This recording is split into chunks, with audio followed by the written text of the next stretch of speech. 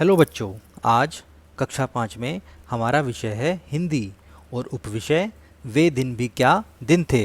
तो चलिए मिलकर इन प्रश्नों को हल करते हैं। प्रश्न नंबर 1, दिए गए शब्दों को बहुवचन में लिखिए। तो हमें कुछ शब्द दिए गए हैं जो एक यानी एक वचन में है, उनको हमें अनेक यानी बहुवचन में बदलना है। पहला है पुस्तक, तो पुस्तक का होगा पुस्तकें। अलमारी, अलमारियाँ।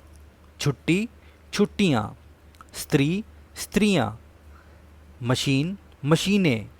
पुस्तक, पुस्तकें। लड़की, लड़कियाँ। गलती, गलतियाँ। प्रश्न नंबर 2, निम्नलिखित शब्दों को हिंदी वर्णमाला के क्रमानुसार व्यवस्थित करते हुए तीन तीन बार लिखिए। तो हमें यहाँ पर 8 शब्द दिए हुए हैं।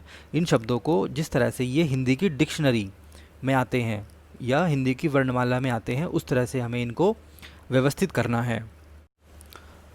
तो सबसे पहले डिक्शनरी में स्वर आते हैं, उसके बाद आते हैं व्यंजन।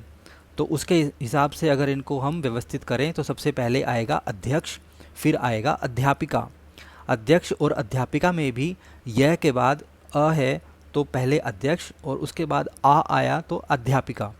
इसी तरह अगला आया गृह कार्य, फिर टेलीविज़न, परीक्षा, विद्यार्थी, संभव। और संभव में अनुस्वार और अनुनासिक होते हैं तो वो बाद में आते हैं, लेकिन अ के बाद आ आएगा तो आ से पहले अनुस्वार लगाना होगा, इसलिए संभव पहले आएगा और आ सामग्री वाला वो बाद में आएगा। मैंने इन शब्दों को एक एक बार लिखा है, आपको अपनी नोटबुक में या कॉपी में इनको तीन तीन बार लिखना है। तो ये काम मैं आप पर छोड़ता हूँ। प्रश्न नंबर 3, निम्नलिखित प्रश्नों के उत्तर लिखिए। पहला है रोहित को पुस्तक कहाँ मिली। तो रोहित को पुस्तक अपने घर के एक पुराने डिब्बे में मिली। दूसरा, कुम्मी ने घटना के बारे में अपनी डायरी में कब लिखा। तो इसका उत्तर होगा कुम्मी ने घटना के बारे में अपनी डायरी में 17 मई सन 2155 की रात को लिखा। प्रश्न नंबर 3, कुम्मी की भूगोल विषय में रोज़ गलतियाँ क्यों हो रही थी। क्योंकि कुम्मी के मशीनी अध्यापक के भूगोल की चक्की कुछ तेज रफ्तार पर थी, इसलिए कुम्मी के भूगोल विषय में रोज़ गलतियाँ हो रही थी। प्रश्न नंबर 4, रोहित को जो पुस्तक मिली थी उसमें किस प्रकार के स्कूल का वर्णन है। तो रोहित को मिली किताब में वर्तमान समय के यानी आज के समय के स्कूल का वर्णन है। प्रश्न नंबर 5, कुम्मी को कौन पढ़ाता था। कुम्मी को एक मशीन पढ़ाती थी। प्रश्न नंबर 6, वे दिन भी क्या दिन थे नामक विज्ञान कथा के लेखक कौन हैं। तो इसके लेखक हैं आइजैक अजीमोव। प्रश्न नंबर 4, पाठ में मशीनी अध्यापक व स्कूली अध्यापक की चर्चा की गई है।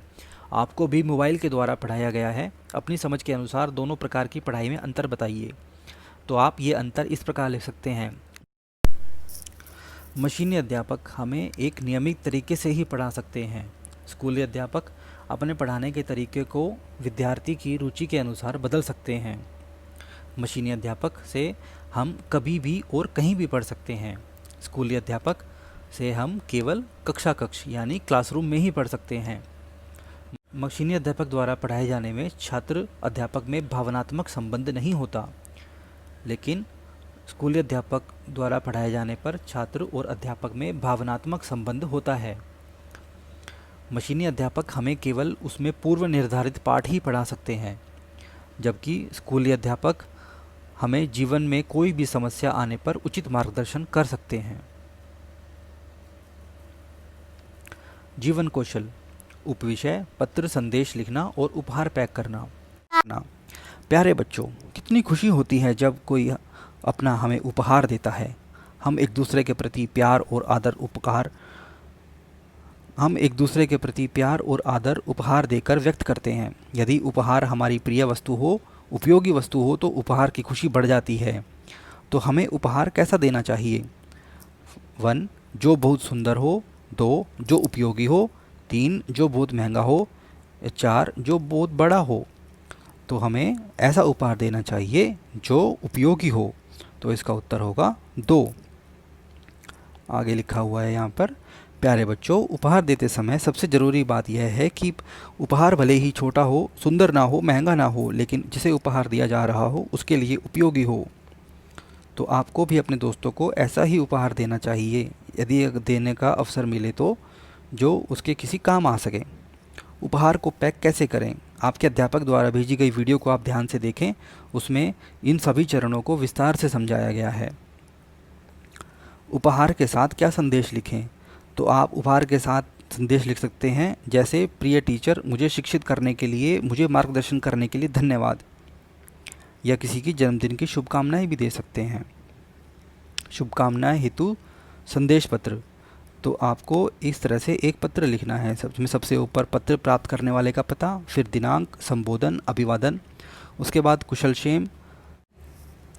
कुशल क्षेम का मतलब है कि आपका मित्र या जिसको भी आप पत्र लिख रहे हैं वो सकुशल अपने परिवार के साथ सुरक्षित है या नहीं। अगला है मुख्य संदेश का मतलब है अगर आप शुभकामना संदेश दे रहे हैं तो वो संदेश आपको लिखना है। समापन, इसको ख़त्म करना है। संबंध का उल्लेख, आपके साथ उनका क्या संबंध है, और फिर पत्र भेजने वाले का नाम, यानी अगर आप पत्र भेज रहे हैं तो आपका नाम। जैसे आप इस तरह से एक पत्र लिख सकते हैं। तो सबसे पहले हम पता लिखेंगे, 184 राजीव नगर, दिल्ली, या जिसको भी आपको भेजना हो पत्र उसका पता। फिर आपको लिखना है दिनांक, दिनांक यानी आज की तिथि, जैसे 28 सितंबर 2020। प्रिय मित्र रमेश, आप अपने मित्र का नाम भी लिख सकते हैं। सप्रेम नमस्ते, मैं यहाँ ठीक हूँ, आशा करता हूँ कि तुम भी वहाँ पर ठीक से होंगे। तो ये है उसका कुशल क्षेम। अगला, अगले सप्ताह में तुम्हारा जन्मदिन आने वाला है। पितृ, मेरे और मेरे परिवार की तरफ से जन्मदिन की शुभकामनाएं स्वीकार करो। तुम्हें पत्र के साथ एक छोटा सा उपहार भी भेज रहा हूँ। आशा करता हूँ कि तुम्हें मेरा उपहार पसंद आएगा। मेरी ईश्वर से यही प्रार्थना है कि वह तुम्हें लंबी आयु दे। अपने माताजी और पिताजी को चरण स्पर्श कहना। मुझे तुम्हारे पत्र का इंतज़ार रहेगा। तुम्हारा मित्र कमल। आप अपना नाम यहाँ पर लिखें, जिसने भी ये पत्र लिखा है उसका नाम लिखा जाएगा अंत में। तो इसी के साथ आज की वर्कशीट पूरी होती है। अगर आपको ये वीडियो अच्छी लगे तो इस वीडियो को लाइक कीजिए, इस चैनल को सब्सक्राइब कीजिए। Thank you, bye bye.